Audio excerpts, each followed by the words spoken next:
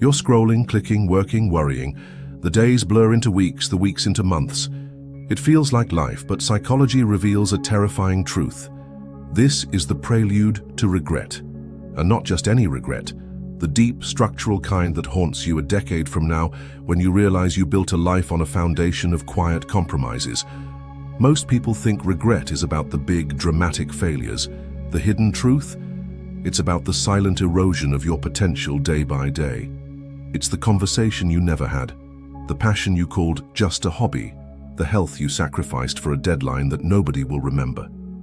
This video is your intervention. We're uncovering the 7 psychological traps that silently steal your future. By the end, you won't just see these traps, you'll have the tools to dismantle them, transforming your quiet anxiety into unshakable purpose. But ignore this, and you risk becoming a ghost in your own life, forever wondering, what if?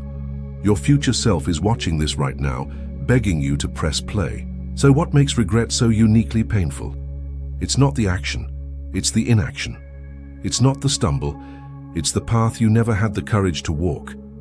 Psychologists like Neal Roese have found that the most persistent, haunting regrets aren't about the things we did wrong, but about the things we never did at all.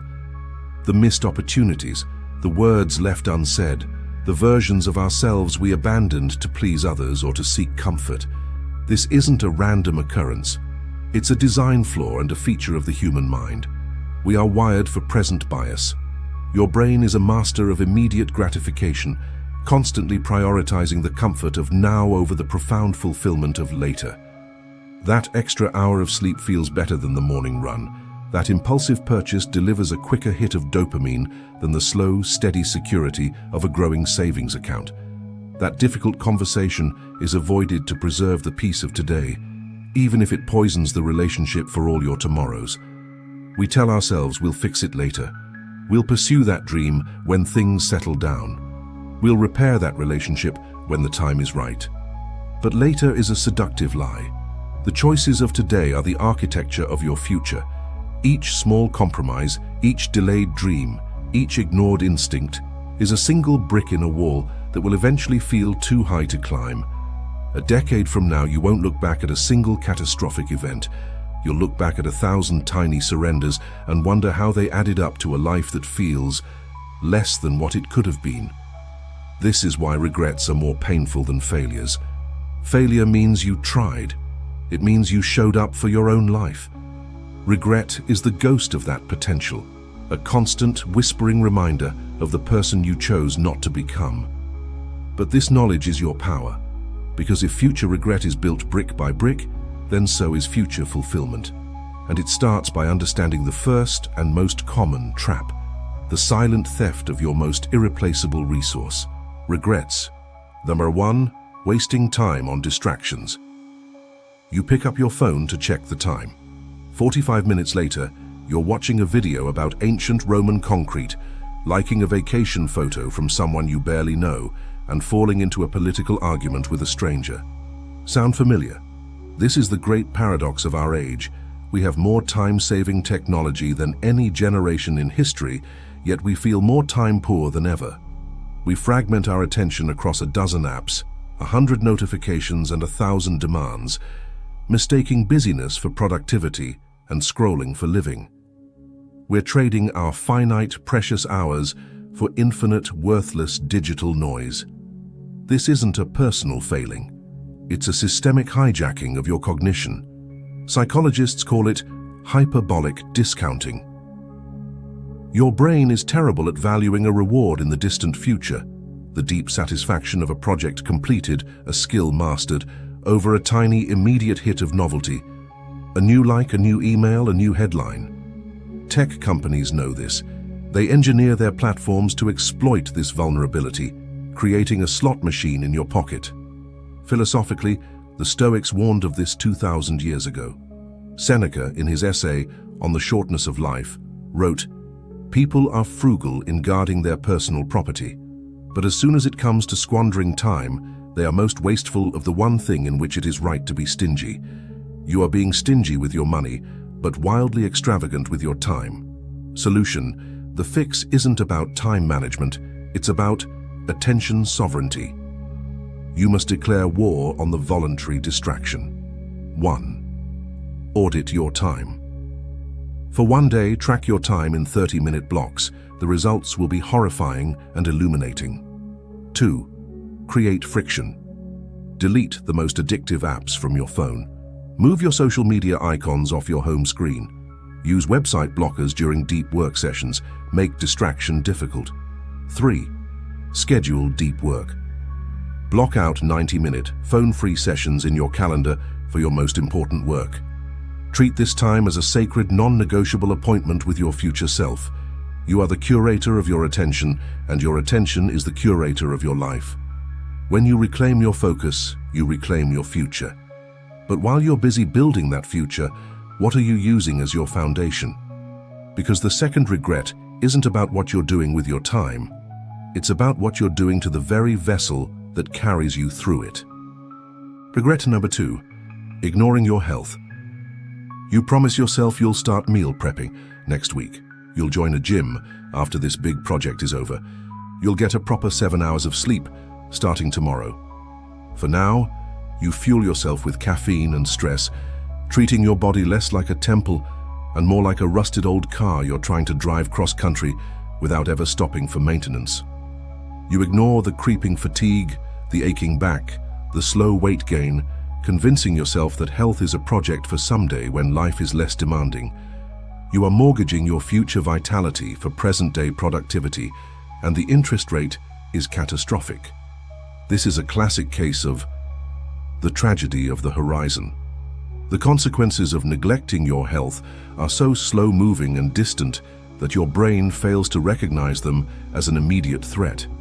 There's no sharp, negative feedback for skipping a workout or eating processed food. Just a slow, incremental decline that's easy to ignore until it's too late. Your body operates on a profound principle of compounding. Philosopher Arthur Schopenhauer captured this perfectly. Health is not everything, but without health, everything is nothing. We treat health as a single aspect of life when, in reality, it is the foundation. Every dream, every relationship, every moment of joy is experienced through the vessel of your physical being. Neglecting it isn't just neglecting one part of your life, it's neglecting the entire canvas upon which your life is painted. Solution: stop thinking of health as a goal to be achieved and start treating it as a non-negotiable practice, a form of respect you pay to your future self. 1. The 1% rule. Don't attempt a drastic overhaul. Aim to be 1% better each day. 1 extra glass of water, 1 healthy snack swapped for a processed one, a 10-minute walk. Tiny actions compound into monumental results. 2. Anchor your habits. Stack new health habits onto existing routines. After I brush my teeth, I will do 1 minute of stretching. After I pour my morning coffee, I will drink a full glass of water. This leverages existing neural pathways. 3. Reframe your identity. Shift from I should exercise to I am someone who values movement and energy. Your actions will follow your identity. Your body is the only home you are guaranteed to live in for the rest of your life. Investing in its upkeep isn't vanity, it's the ultimate pragmatism. But even a healthy vessel can be poisoned by its environment. And the most toxic environment of all can be the very people you invite closest to you. Regret this. 3. Staying in toxic relationships. You feel a pit in your stomach before seeing them. Your conversations are a minefield of passive aggression, backhanded compliments, and silent resentment. You find yourself constantly editing your words, shrinking your achievements, and dimming your light to avoid triggering their jealousy or criticism. Yet, you stay. Maybe it's a romantic partner, a family member, or a longtime friend. You stay out of loyalty, out of fear of being alone, or out of a twisted sense of obligation. You convince yourself that it's not that bad, or that you're the problem for being too sensitive. You are trading your present peace for the illusion of security, and the cost is your soul. This is the powerful grip of the sunk cost fallacy, applied to human connection. We've invested so much time, energy, and emotion into a relationship that the idea of walking away feels like admitting that all that investment was a waste. So we throw good money after bad, investing even more of ourselves into a losing venture, hoping to finally get the return we were promised. Furthermore, toxic relationships often operate on an intermittent reinforcement. Schedule, just enough kindness or warmth to keep you hooked, followed by a return to the negativity. This is psychologically identical to how a slot machine operates, creating a trauma bond that is incredibly difficult to break. Philosophically, it's a failure to enforce your own boundaries, which are the literal definitions of yourself. As life coach Dan Munro says, you are not required to set yourself on fire to keep other people warm. Solution. Protecting your peace is not an act of cruelty, it is an act of survival. 1. The energy audit. After every interaction with this person, how do you feel? Drained and anxious, or energized and uplifted? Start objectively tracking the emotional cost of the relationship. 2. Set non-negotiable boundaries. This isn't an ultimatum, it's a personal rule. I will not tolerate being spoken to with disrespect. I will not engage in gossip. Then, enforce it. If they cross the line, you calmly end the conversation or leave the room. 3. Conduct a relationship. Prune. Understand that some relationships are for a reason, some for a season, and very few are for a lifetime. It is okay to lovingly outgrow people who refuse to grow with you. Create space, and you will attract relationships that match your frequency. Reclaiming your energy from toxic dynamics is the first step toward a life of authenticity. But once you've cleared that poisonous air, what will you do with your newfound freedom? Will you finally have the courage to build the life you've only ever dared to dream about? Regret the for not pursuing your dreams. That idea, that passion, that quiet whisper of a different life, it's still there, isn't it? But you've built a cage of practical reasons around it. It's not the right time. I need more money saved. What if I fail? So you shelve it. You tell yourself you'll get to it later after you've checked all the boxes society told you to check. You trade the thrilling uncertainty of your own path for the comfortable certainty of a well-trodden one. But a decade from now, that shelf will be dusty, and the whisper will have become a ghost, a constant, haunting echo of the person you were meant to be. The pain of failure is temporary. The pain of what if is eternal. This is the devastating work of calf loss aversion. A cognitive bias where the fear of losing what we have, a stable paycheck, a certain identity, is far more powerful than the desire to gain something greater, fulfillment, purpose. Our brain, designed for survival, perceives the pursuit of a dream as a threat, a potential loss of security. This is compounded by the spotlight effect, where we dramatically overestimate how much other people are watching and judging our actions. We become paralyzed by the imagined laughter of a crowd that is, in reality, far too preoccupied with their own lives to notice. Existential philosophers like Søren Kierkegaard argued that anxiety is the dizziness of freedom. That knot in your stomach isn't a sign to turn back. It's the vertigo of staring into your own vast potential. To avoid it is to choose a life of quiet despair. Solution. The goal is not to leap recklessly, but to build a bridge from your current reality to your dreamed-of future, one plank at a time. 1. Reframe failure. Redefine failure as data, not destiny. Every attempt that doesn't work is simply information telling you what to try next. It's a tuition fee for your education, not a verdict on your worth. 2. The 15-minute rule. Your dream does not need giant, unsustainable leaps. It needs consistent, tiny steps. Dedicate just 15 minutes a day to it. Write one paragraph, sketch one design, make one business call. Small actions build momentum and prove to your fearful brain that the pursuit is safe. 3. Focus on the process, not the prize. Fall in love with the daily practice, not the distant outcome. The joy is in the crafting, the learning, the building itself. This makes the journey sustainable, regardless of the final destination. Pursuing your dream, is the ultimate act of self-respect. But to build a life that is truly your own, you'll need more than passion. You'll need the foundation to make it last. And that requires confronting a topic we're often taught to avoid, a tool of freedom that we've mistakenly been taught to see as a trap. Regret number 5, ignoring financial discipline. You work hard for your money, so you tell yourself you deserve to enjoy it, right now.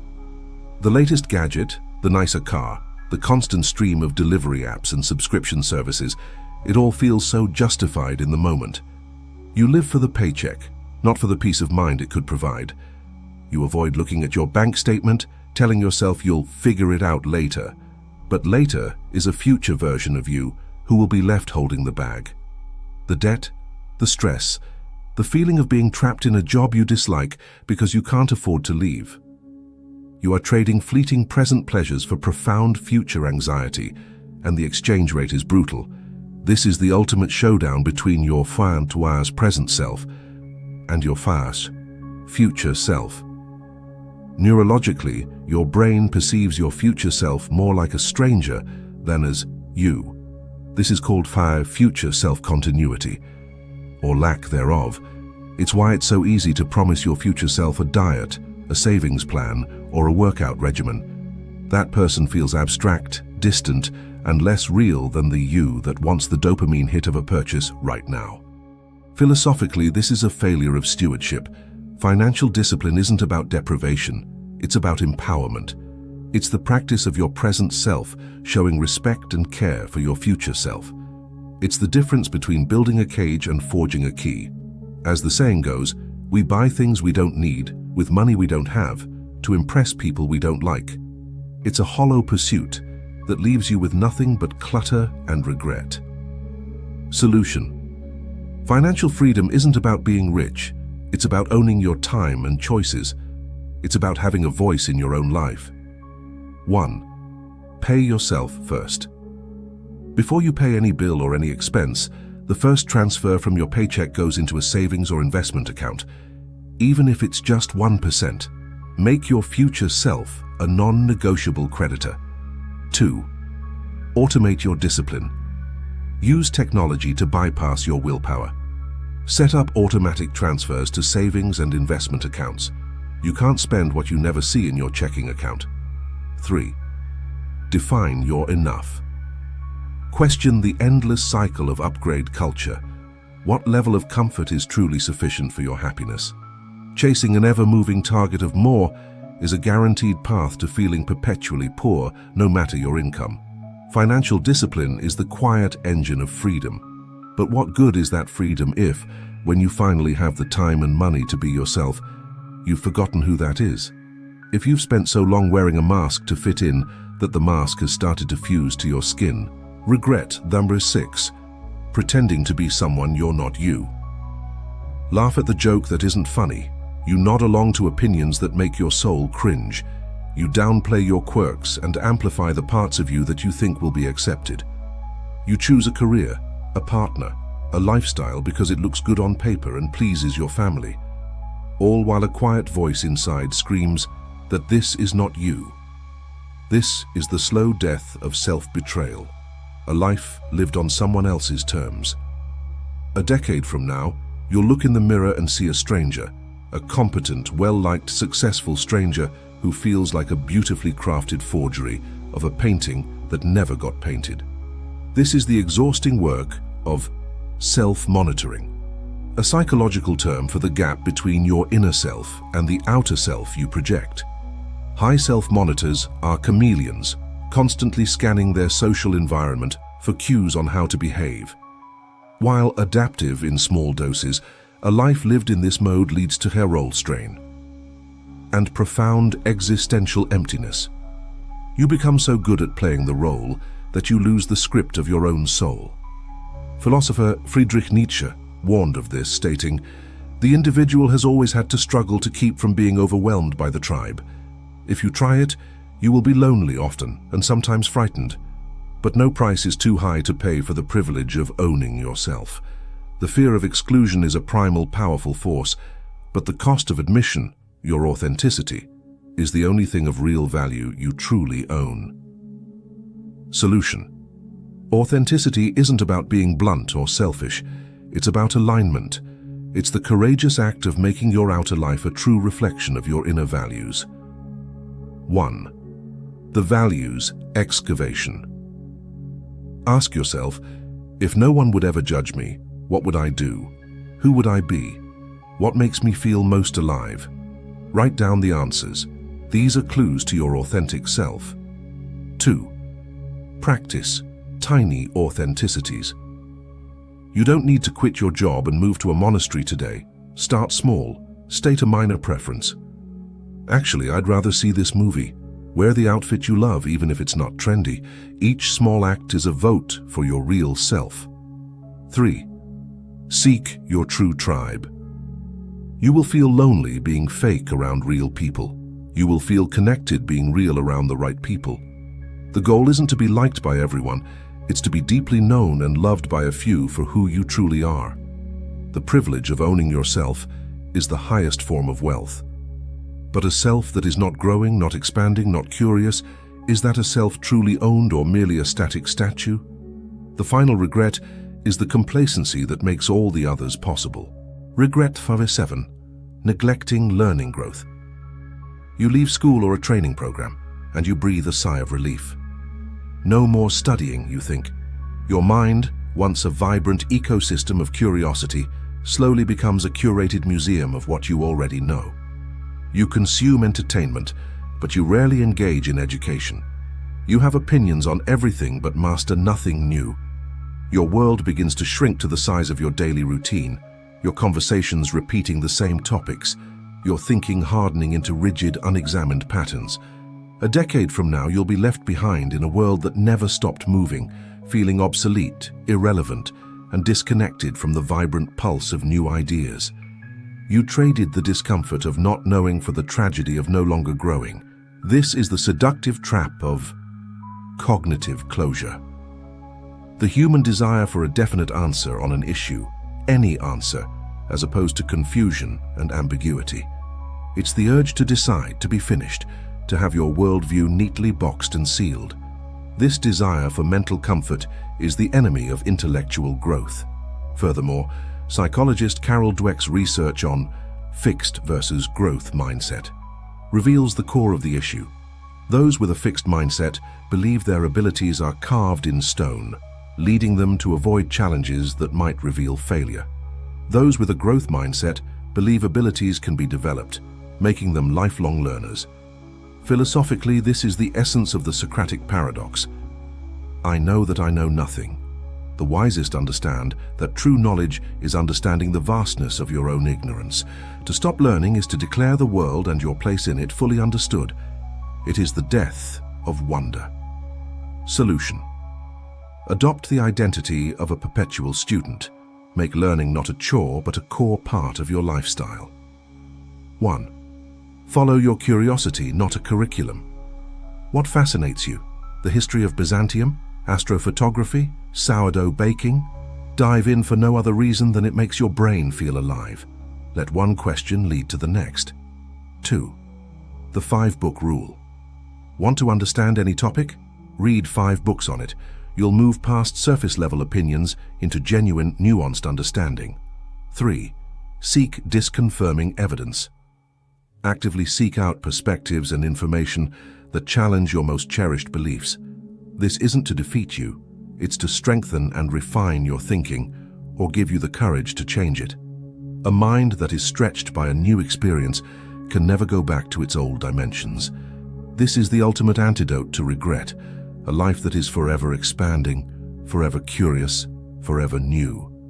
You are not a static statue, you are a living, growing tree.